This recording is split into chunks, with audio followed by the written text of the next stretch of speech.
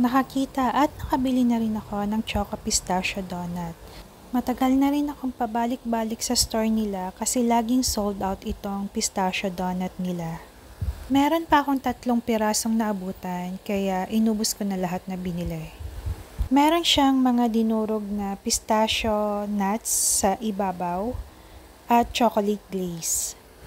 Parang dark chocolate yung ginamit nilang chocolate glaze. Ang palaman niya ay creamy pistachio filling.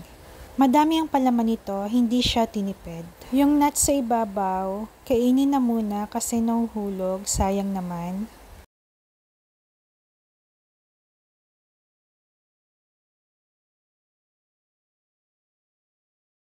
At ayan, tinikman ko na. Masarap ang lasa niya, hindi masyadong matamis, hindi nakakaumay. Medyo mahal lang siya, ang isang piraso niya ay 120 pesos. Masarap siya, nagustuhan ko. Medyo mahal pero masarap.